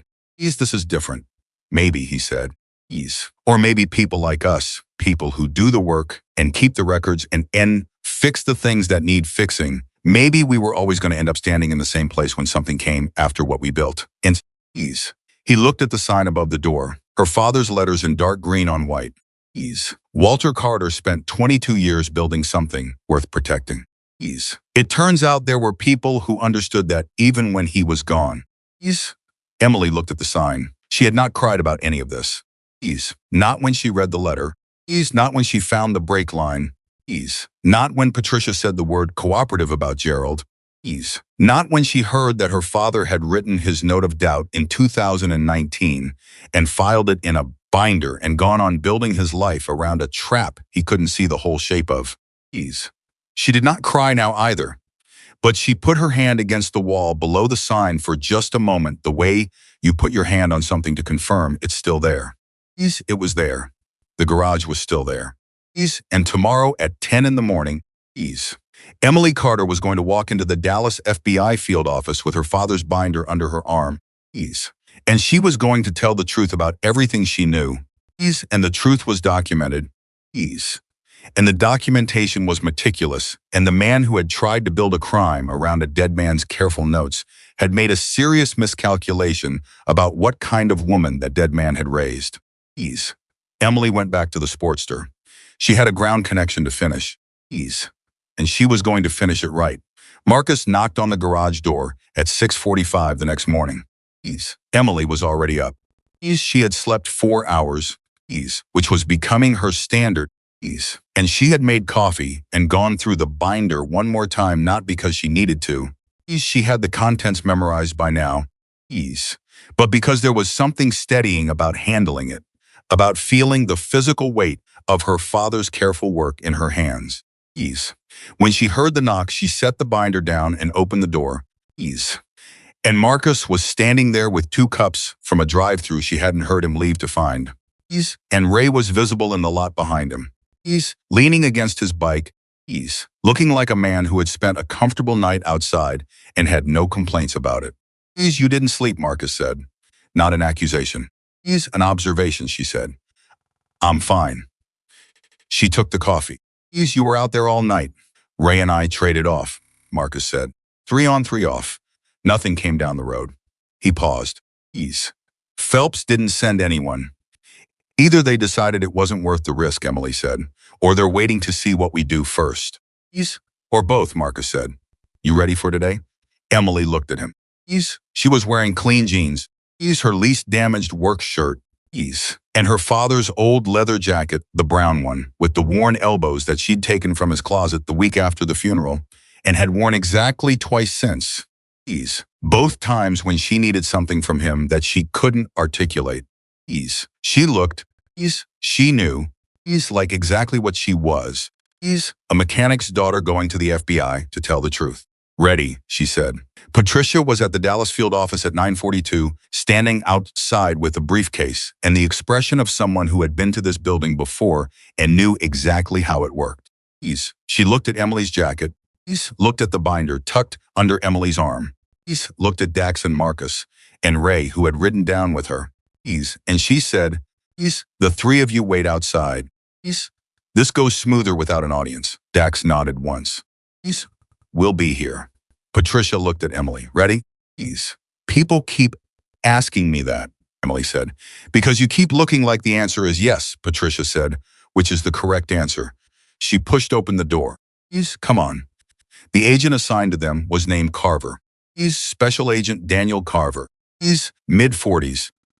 Compact build. The kind of face that had been professionally expressionless for so long that it had become his natural resting state. He shook Emily's hand with the efficiency of a man who shook many hands and remembered none of them. And then he looked at the binder she set on the conference table, and something in his efficiency briefly shifted. That's the original, he said. Original and complete, Patricia said. Chain of custody documentation is in the front sleeve. Emily has maintained these records since her father's death 14 months ago. The 2019 entries are entirely in Walter Carter's hand. Carver pulled the binder toward him. He opened it to the front. He began reading, with the stillness of someone trained to extract information from documents while giving nothing away about what the information was doing to him. Emily sat across the table and watched him read and said nothing, which was what Patricia had told her to do. And which was easy because Emily had grown up in a garage where you didn't talk while someone was concentrating on something that mattered. Carver stopped at a page. He went back. He read something twice. He looked up at Emily. Bye, he said. Your father flagged this. 14 months before I got the letter, Emily said. He asked Gerald Simmons about it twice. Gerald called it standard commercial language both times. You were present for those conversations. Both of them, Emily said. I can tell you exactly what Gerald said, the words he used, the order he said them in. I've got a good memory for what people say when they're talking about my father's garage. Carver held her gaze for a moment. Then he looked at Patricia. The brake line. Patricia produced the labeled evidence bag from her briefcase. Ease. Carver leaned forward and looked at it without touching it, the way you look at something you want to handle carefully. Ease. The mechanic who identified the cut is sitting across from you, Patricia said. Ease. Emily found it during a routine post-crash inspection. Ease. The work order is in the binder, dated, timed, signed. Ease. With the specific notation she made when she discovered the damage. Ease. She paused. Ease. Emily is the one who preserved it. Carver looked at Emily with the first real expression she'd seen from him, not warmth exactly, but the specific alertness of a person recalibrating. Ease. You knew what you were looking at, he said. I've been reading brake systems since I was 14, Emily said. Ease. That cut was deliberate. The angle, the depth, the placement, whoever did it, understood exactly what they were doing. Ease. They wanted it to fail at speed, not in the parking lot. Ease. Carver wrote something down. Then Emily told him about the phone call. Ease. Richard Phelps, the smooth voice, the question about whether she had counsel. Ease. She told him the exact words she'd used in response and the exact pauses that had followed. Ease. Carver wrote everything down and his face remained professionally neutral, and she had the sense, watching him, that the pauses in the Phelps call had told him something specific about where Cross's operation currently understood itself to be. Ease. Phelps called after Patricia had been retained, Carver said. Ease. After Marcus Webb identified the Valley assessment connection. Ease. Within 3 hours of it, Patricia said. Carver set his pen down. Ease. He looked at the binder. He looked at the evidence bag. Ease. He looked at the 31 pages of compiled documentation Marcus had prepared, which Patricia had also included in the briefcase. Ease. Counselor, he said. Give me 10 minutes. He left the room. Ease. Emily looked at Patricia. That's good, Patricia said quietly. Ease. When they leave to make a call, it means they found what they needed and they're calling someone who needs to know. Ease. How do you know he's making a call and not just stepping out? Emily said. Ease. Because he took the binder with him, Patricia said. Ease. Emily looked at the table. The binder was gone. She hadn't seen him pick it up. He's good, she said. He's very good, Patricia said. Ease. Which is what we needed. Carver came back in 14 minutes. Ease. He set the binder on the table. He sat down. He put his hands flat on the table in the way of someone about to say something they want anchored. Ease. Miss Carter, he said. What I'm about to tell you is preliminary and subject to change, but I want you to understand the current position. Ease. The Valley Assessment Incorporation connection. Marcus Webb identified we've been aware of a related entity structure for approximately 6 weeks in connection with a separate investigation in another district. Ease. What you've brought us today connects those structures in a way that completes a link we were missing. He paused. Ease. You didn't just bring us your case. You brought us the piece of a larger case that we didn't have. Emily sat very still. How much larger? Patricia said. Significantly, Carver said. I can't give you specifics yet. Ease. What I can tell you is that we are going to move on this, and we are going to move quickly. And the first thing I need is an emergency motion in federal court. He looked at Patricia. Ease. Can you have an emergency injunction application ready by end of business today? I need the default proceedings against all 11 businesses halted while we work. Ease. I can have it ready by 3, Patricia said. Do it, Carver said. Ease. He looked at Emily. Your garage is not closing. I want to be clear about that. Ease. Whatever happens in the next 72 hours, that property is not changing hands. Ease. Emily looked at him. My father built it, she said. Ease. That was never negotiable. Carver looked at her for a moment. Ease. I understand, he said, and the professional neutrality in his voice had shifted just enough that she believed he did. Ease. They were outside by 11:30. Dax, Marcus, Ease, and Ray were where they'd been left. Ease, which Emily had not doubted for a single second. Ease. She walked out into the late morning air with Patricia beside her, and she told them in 4 sentences what Carver had said. Ease. And she watched Dax absorb the information with the same quality of stillness he'd had when she showed him the brake line, the stillness of a man receiving a confirmation he'd needed, but hadn't let himself fully count on. A larger case, Dax said. Across districts, Emily said. Ease. Cross wasn't only doing this here. Carver connected our structure to something they were already investigating. Ease. Marcus let out a breath. He built a machine, Marcus said. Ease. Meridian, Valley Assessment, Gerald, and whatever other attorneys were feeding him targets. He built the whole thing and ran it in multiple places. And got comfortable, Emily said. Comfortable enough to try to kill someone on Route 380 when he got too close. Dax looked at her. In his eyes was something she hadn't seen there before. Not quite relief, not quite satisfaction. But the thing that lives between them when a person has spent a long time standing in the right place for the right reason, and the world has finally confirmed that it was the right place. Patricia, he said. The injunction. I need to get back to Dallas, Patricia said, already moving toward the BMW. I'll have it filed by 3. Carver will have it on a judge's desk by 4. She stopped and looked at Emily. Go home. Open your garage. Fix something. She almost smiled. You'll feel better. I already feel better, Emily said. Patricia looked at her for a moment with the expression of someone who believes what they're hearing and is glad of it. Then she put her helmet on and rode. She opened the garage at noon. The Sportster's owner came to pick it up at 1. And Emily walked him through what she'd found, the corroded ground, the circuit path, exactly what had been causing the intermittent failures he'd been chasing for 4 months. And he listened with the attention of someone who genuinely wanted to understand his machine. And he paid the invoice without comment. And he shook her hand before he left, and the handshake was the specific kind that means something beyond a transaction. She didn't know whether he'd heard anything about what was happening, and she didn't ask, and it didn't matter. He had a bike that worked now. She had done her job. At 2:15, her phone rang. Patricia. Injunction filed. Carver got it to the judge at 1:50. We're waiting on the signature, but the clerk told me informally that it's not a question of whether, just when. A pause. Harlan Cross's attorney called my office 11 minutes after the filing appeared in the federal system. What did they want? Emily said. They wanted to discuss a resolution, Patricia said. Which is what people say when they want to negotiate their way out of a corner. What did you say? I said that the resolution would be determined by the federal government and not by any negotiation with me, and that my client's property was not a bargaining chip in that discussion. Another pause. Cross's attorney was not happy. Good, Emily said.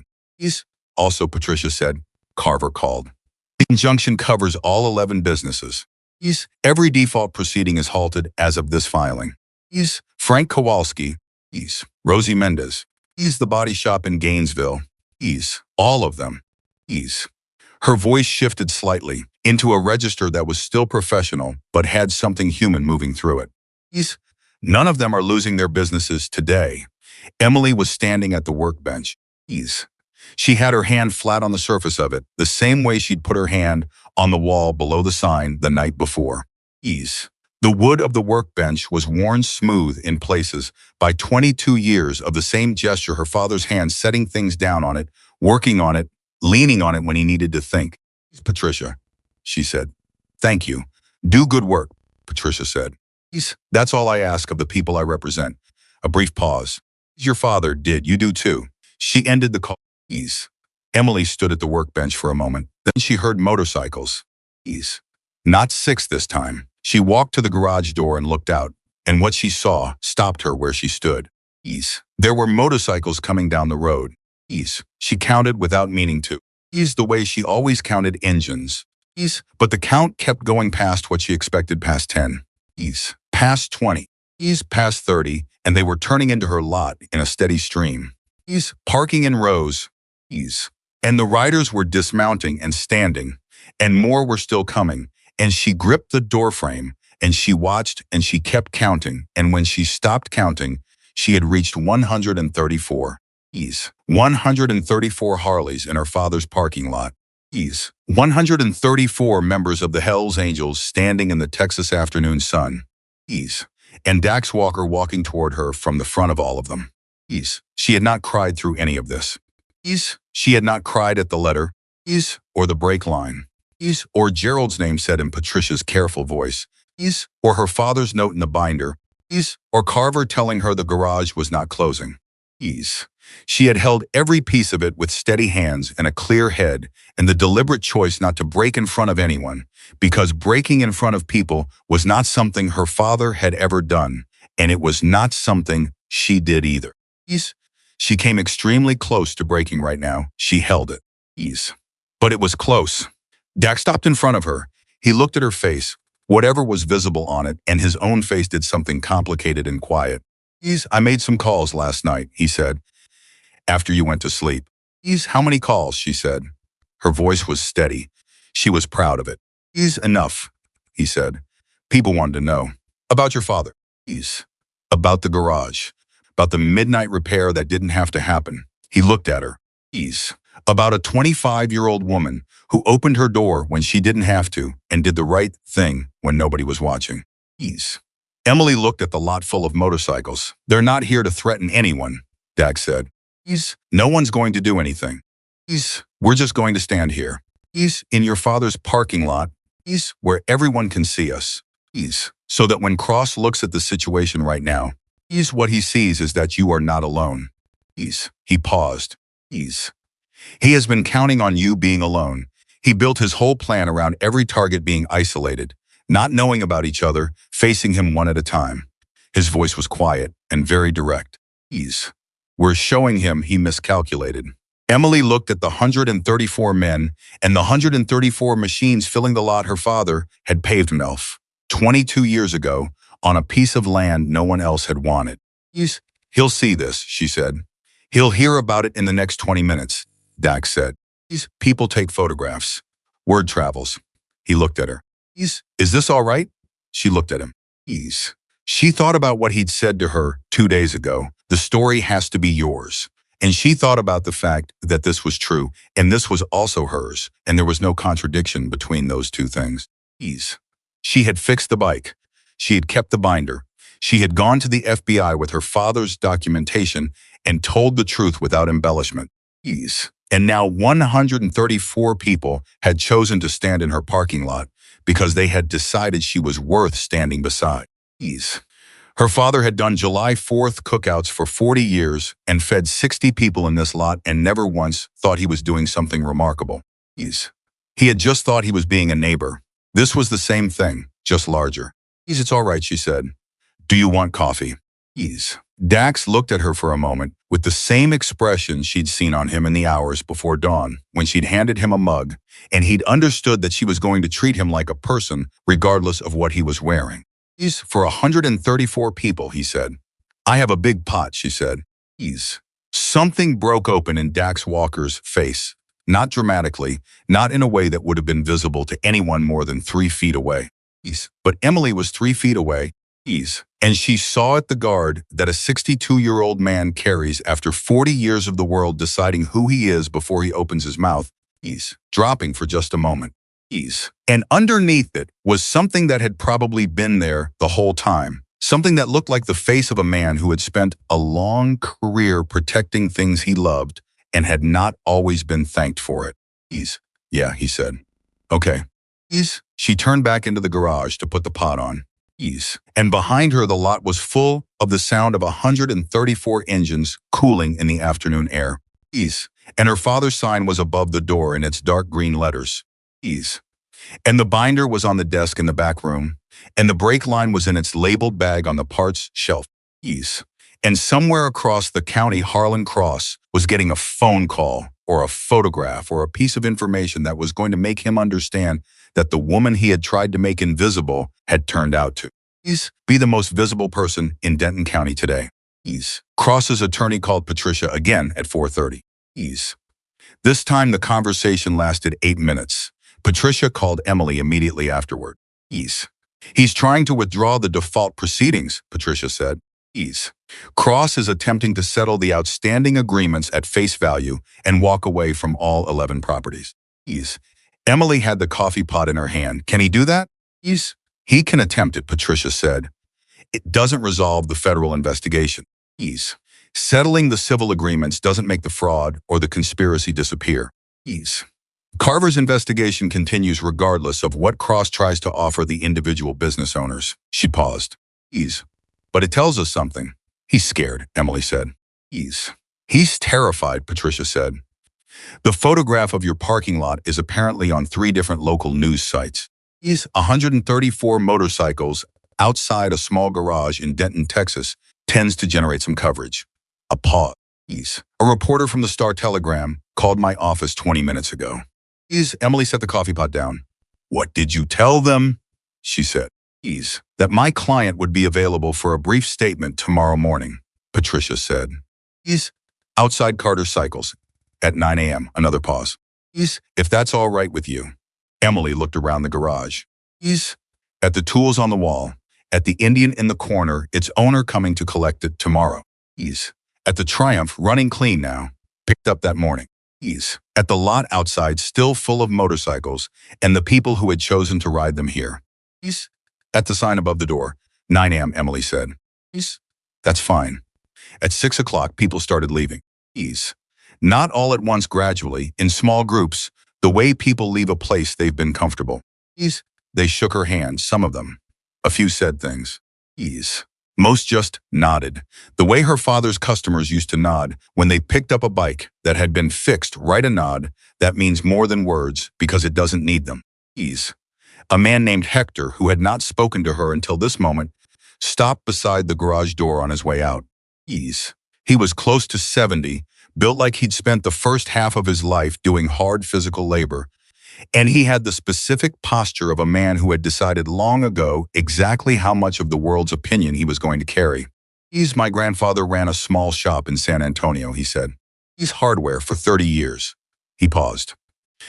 Somebody tried to take it from him when I was 16. His community showed up. It works, he said. It always works when enough people show up. Emily looked at him. What happened to his shop? He ran it for another 18 years, Hector said.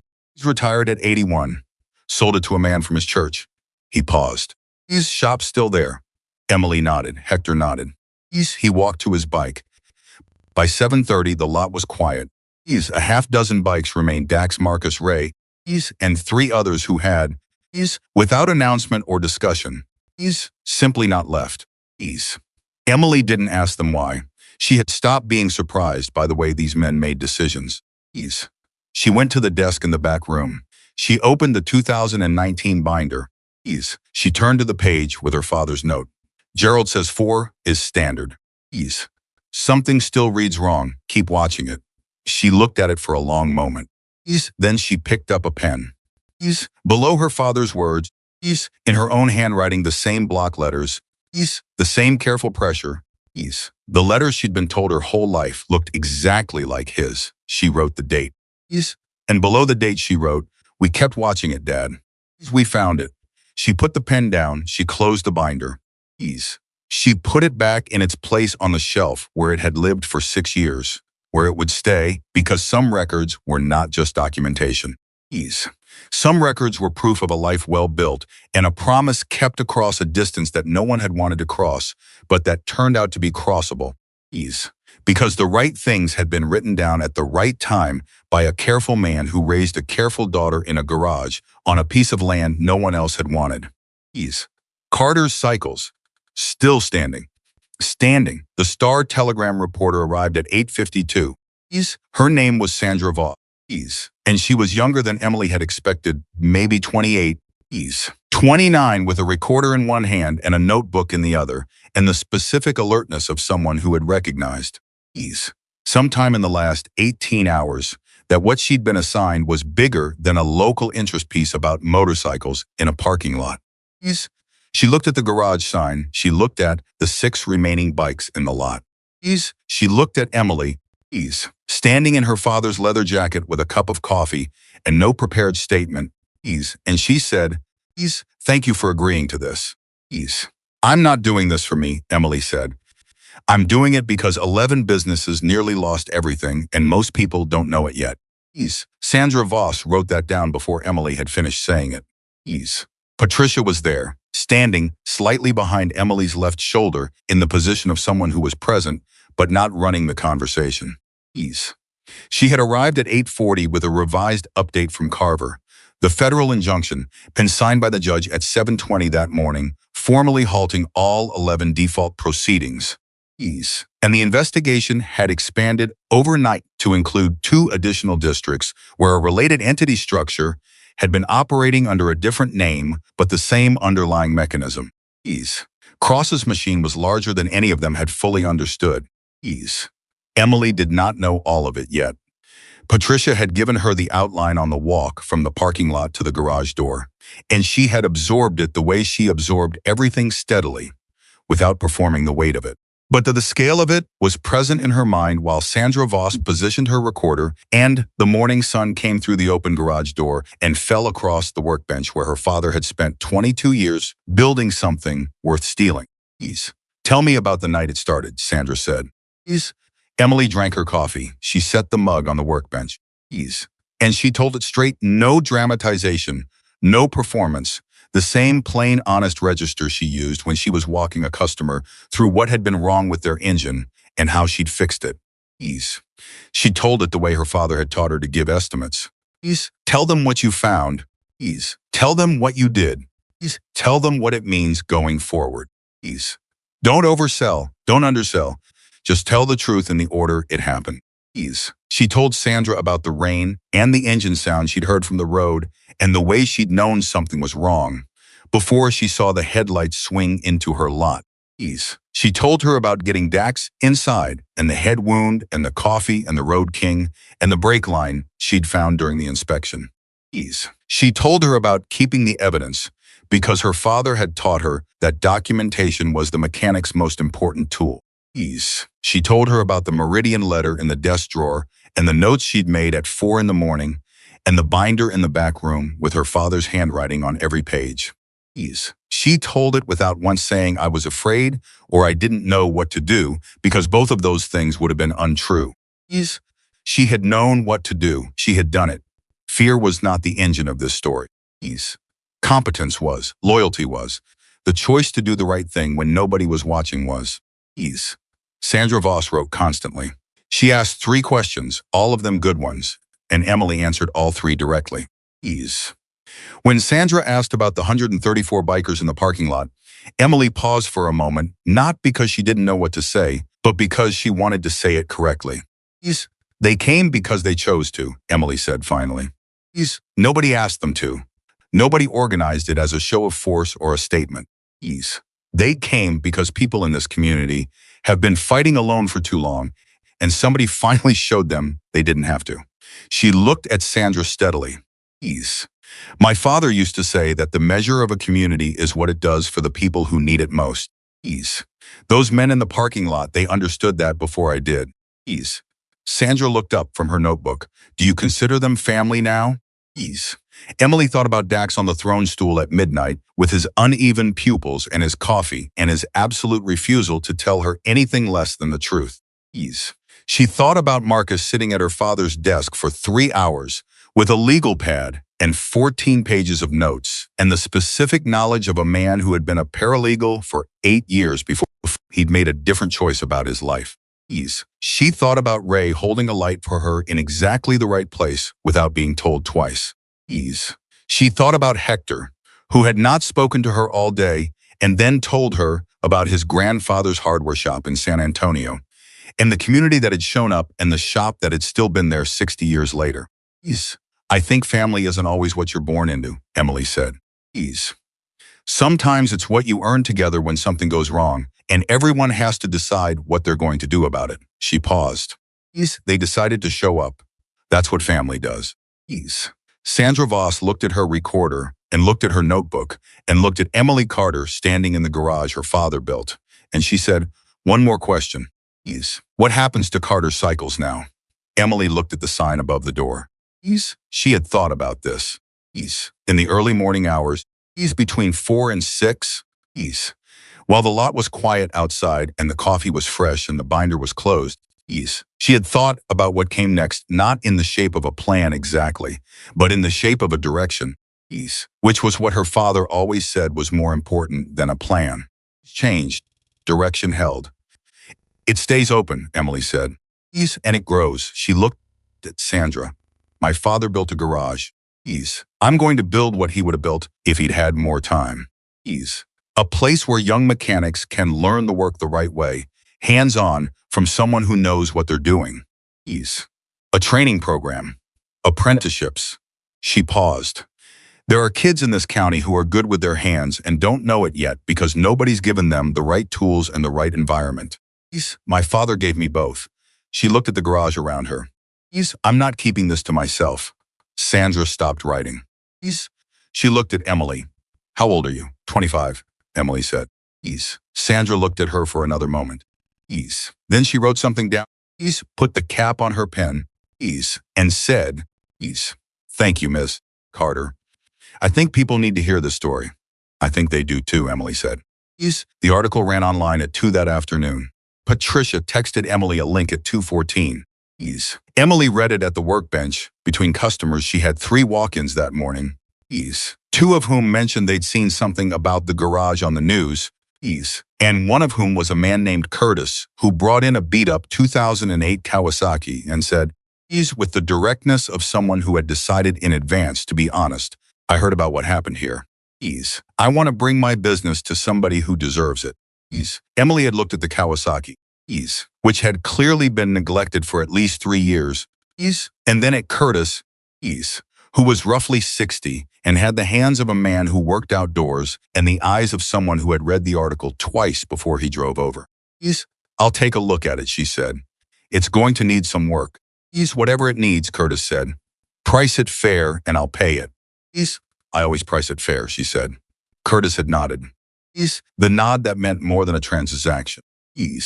So the article was running, and the phone was ringing. She had started letting it go to voicemail because she couldn't answer it and work at the same time, and the work was not optional, and 3 new jobs were on the board, and Harlan Cross was At that exact moment, according to a second text from Patricia, in a meeting with his attorneys that was described to Patricia by Carver as not going well for him. The article's headline was, How a Midnight Repair in a Small Denton Garage Exposed a Multi-District Property Fraud Ring. The photograph below the headline was of Emily standing in the garage doorway in her father's leather jacket, the sign visible above her. And Sandra Voss had captured the specific quality of Emily's posture that was almost impossible to fake, the weight-balanced steadiness of a person who knows exactly where they're standing and has decided it's the right place. The article had 4,000 shares by 5 o'clock. Emily didn't know that until later. She was working. Carver called her directly at 4:47. She had never given him her personal number. Patricia had. She answered it on the second ring because she recognized the area code. Miss Carter, he said. I wanted to give you an update before it hits the news cycle. She set down her wrench. Go ahead. We executed search warrants this afternoon at Meridian Property Solutions' Fort Worth office, Valley Assessment Services registered location in Irving, and the law office of Gerald Simmons in Denton. A pause. Gerald Simmons has been placed under arrest. Emily stood very still. She had known this was coming. Patricia had told her it was likely. The logical structure of the case made it inevitable. None of that made the sound of it any less heavy when it arrived in the specific ordinary moment of a Tuesday afternoon with a wrench in her hand. Gerald, she said. The evidence at his office confirmed what we suspected, Carver said. He had a referral arrangement with Meridian going back to the initial incorporation. He received payments for directing specific clients toward Meridian financing clients he assessed as having properties, cross-wanted, businesses under sufficient financial pressure to be vulnerable, and insufficient legal sophistication to identify the trap in the agreement. Carver paused. He referred 9 clients to Meridian over 18 months. Your father was the third. Emily was quiet for a moment. She thought about Gerald saying standard in his easy professional voice, twice, to a man who trusted him. She thought about the specific meanness of it, not the dramatic kind, but the small, calculated, deliberate kind. The kind that looks like help while it builds a prison. She thought about her father writing something still reads wrong in his careful block letters and trusting Gerald anyway, because her father had believed his whole life in giving people the benefit of the doubt. All 9 clients, she said. Covered by the injunction, Carver said. All 9. Some of them weren't on our original list because their agreements hadn't triggered default proceedings yet. They are now protected. A pause. You gave us those 9 when you gave us Gerald. Emily put her hand on the workbench. There's one more thing, Carver said. The individual who sabotaged Walker's brake line. We have a name.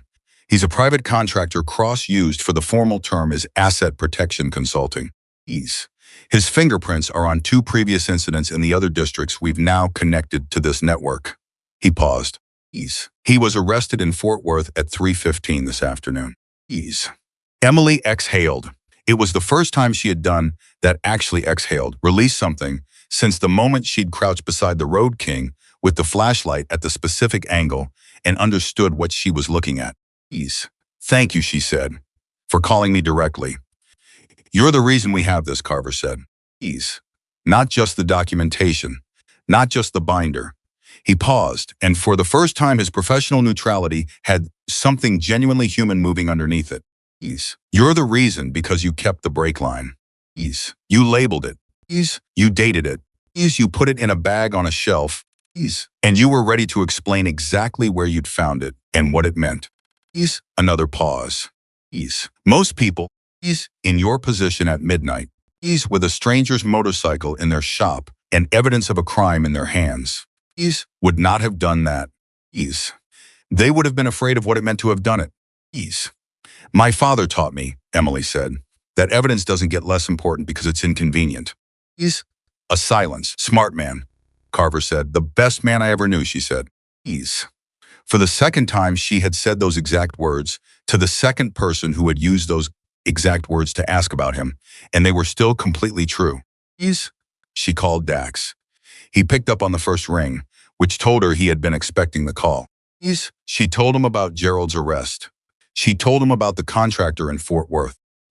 She told him about the 9 additional clients now under the injunction's protection.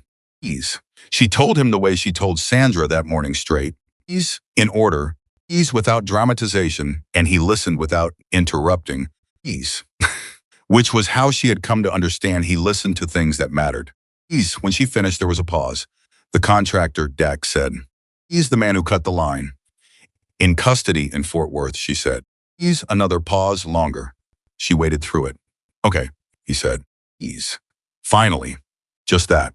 Okay. The word carrying everything it needed to carry the release of something held for a long time, the decision to let the right process do the right work, the acknowledgement that it had. Dax, she said, it's over. The right way, yeah, he said. His voice was quieter than usual. Not weak, just quiet. The specific quiet of a man setting something down that had been heavy. Yeah, it is. She heard him breathe. How's the garage, he said. Full of work, she said. Curtis brought in a 2008 Kawasaki that's been neglected for 3 years. I've got 2 more jobs coming in Thursday. Phone's been ringing since 2 o'clock. She paused. I'm going to need help, a beat. What kind of help? Dax said. The kind that knows one end of a wrench from the other, she said. I've been thinking about what I told the reporter this morning. The apprenticeship program, teaching young mechanics. She paused. I can't build that alone. I need people who believe in it. How many people, Dax said. Start small, she said. 2 or 3 apprentices, someone to help with the business side. I'm a good mechanic and a bad accountant, and I've known that about myself for years. A pause. And I need someone who knows how to find the right people. Who to trust. Who's serious about the work. Marcus, Dax said immediately. I was thinking Marcus, she said. He's been talking about doing something different for 2 years, Dax said.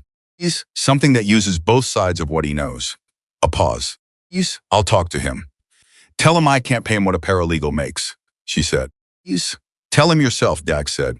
He respects people who say their own numbers. Fair, she said. There was a moment of quiet between them, not uncomfortable, not loaded.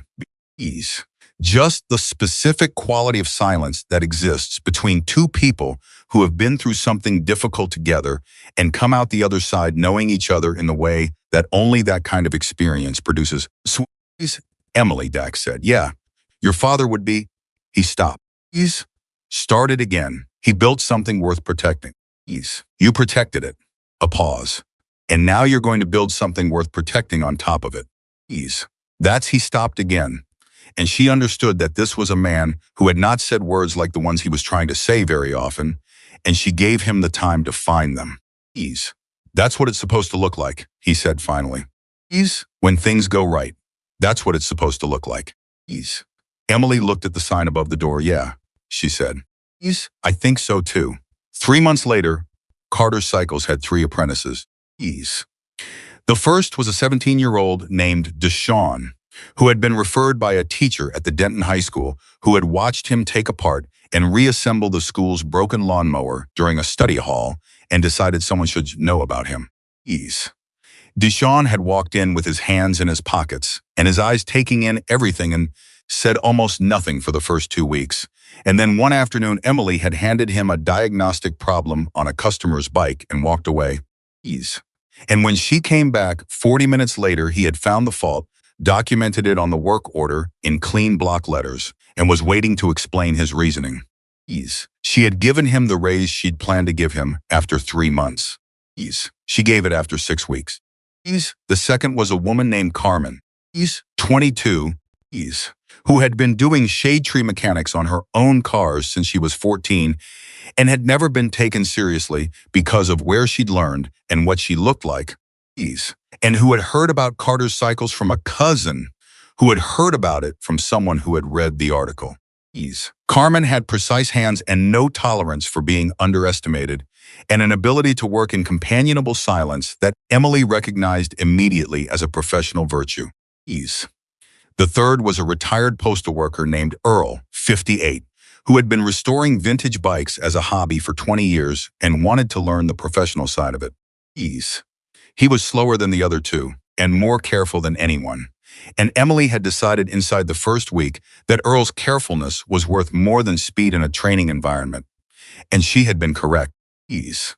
Marcus had come aboard 6 weeks after the arrest, managing the business side with the focused efficiency of a man who had spent years watching small operations make the same preventable errors and had a very clear idea of how to fix them. He had negotiated his own rate, as Dax predicted he would, and it was fair in both directions. And within 3 weeks, he had restructured Emily's invoicing system, her parts ordering process, and her appointment scheduling in ways that saved her 4 hours a week and increased her cash flow enough that the apprenticeship stipends were sustainable without supplemental funding. The Meridian case had moved through the federal system with the momentum of something that had been building pressure for a long time and finally found its release point. Harlan Cross had been indicted on 18 counts, including wire fraud, conspiracy, and racketeering. Gerald Simmons had pled guilty to 4 counts of fraud and was cooperating with prosecutors. The private contractor who had cut Dax's brake line was facing federal charges in connection with similar incidents in 2 other districts. Valley Assessment Services had been dissolved by court order. The 11 businesses that had been targeted were all still operating, their financing agreements voided by a federal court ruling that found the 3-provision template to be a deliberately engineered instrument of fraud. Frank Kowalski's machine shop was running extra shifts to catch up on backlogged orders. Rosie's Diner had a waiting list on Friday nights. The body shop in Gainesville had hired 2 new employees. And Patricia Dunn had been approached by attorneys in 3 additional districts who had clients dealing with related entity structures the Machine Cross had built, had tentacles Emily hadn't known about, and the work of dismantling it was ongoing. And Patricia was doing that work with the precise, focused energy of a former federal prosecutor who had found, in the case of a small garage in Denton, Texas, the thing that reminded her why she'd gone into law in the first place. Emily learned about the additional districts from Patricia over coffee one morning. Patricia had started stopping by the garage on Tuesdays, not for any formal reason, just because she was in the area and the coffee was reliable, and she had absorbed the information with the quiet clarity of someone who had stopped being surprised by how large the world turned out to be once you started actually looking at it. Cross built a predator's machine, Patricia said. It was elegant in a terrible way. The overlapping entities, the attorney pipeline, the manufactured appraisals. He spent years building it and thought it was invulnerable because the individual targets were all isolated. She drank her coffee. Ease. He didn't account for the possibility that one target would fix the brake line and keep the brake line and know exactly what the brake line meant. Ease. He didn't account for my father's binder, Emily said. Ease. He didn't account for 22 years of meticulous records kept by a man who taught his daughter that documentation was the mechanic's most important tool, Patricia said. Ease. No, he didn't account for that. Ease. On a Thursday evening in late October, Dax Walker rode into the Carter's Cycles lot for the first time since the day the 134 had come. He wasn't alone. Marcus was with him and Ray, and two others, but it was quieter than before. More like a visit than an arrival. Emily was in the garage finishing the last job of the day. A routine service on a customer's Road King that she had let Deshawn lead while she supervised. And Deshawn had done it correctly and professionally. And she had signed off on the work order with the feeling she had every time that happened, the specific satisfaction of watching competence develop in someone who hadn't known they had it yet. She heard the bikes and came to the door, and Dax was standing in the lot looking at the sign the way he'd looked at it the first time, and then he looked at her. Heard you took on apprentices, he said. 3 of them, she said. Deshawn, Carmen, and Earl. How are they? Deshawn is going to be better than me in 2 years, she said. Carmen already is at diagnostics. Earl is the most careful person I've ever worked with, including my father. She paused. I got lucky. You got what you were looking for, Dax. That's not luck. She looked at him. He had the Road King, the same one. The one she'd repaired on the night that started all of it, and it was running clean. She could hear that from here. The engine voice even and settled, and exactly right. How's the bike, she said. Perfect, he said. Same as the day you handed it back to me. Good work holds, she said. Her father's phrase. It came out automatically, the way his phrases always did, embedded so deep in her from the years of hearing them that they had become part of her own voice. Dax looked at her for a moment. He'd be proud, he said. Direct, no ceremony, just the fact of it, plainly stated. Emily held the words. She had heard variations of this many times in the past 3 months from customers. From the article's readers who had written to the garage email address. From Patricia, from people she had never met who had followed the case and felt moved to say something. Each time she heard it, she received it carefully. The way you receive something fragile, and held it for as long as it needed to be held, and then she kept working. Because keeping working was the tribute. Not the grief, not the pause, not the acknowledgement. Though she did all of those too. The tribute was the work continuing. I know he would be, she said. No performance in it. Dax nodded once. We're taking a ride, he said. North on 380. A few of us. Nothing organized. He looked at her. You want to come? Emily looked at the garage. The last job was done. Deshawn was cleaning up his station with the focused thoroughness she'd taught him. Carmen had already gone for the day. Earl was putting tools back in their places on the wall, the same places they'd always been. The system her father had built, which Earl had learned in his first week and had never deviated from. She looked at the lot. She looked at the sign. She thought about Route 380 North and mile marker 12 and a single headlight swinging wide and unsteady out of the rain and the sound of a damaged engine that had brought her running to her garage door without thinking about it, because something needed help and she had the skills to help it, and that was all the reason she had ever needed. She took her father's leather jacket off the hook by the door. She put it on. Deshawn, she said, lock up when you're done. Set the alarm. Leave the work order for the Road King on the desk.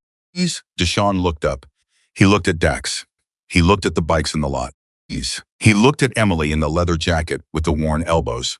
He was 17 years old and he had very good instincts. Yes, ma'am, he said.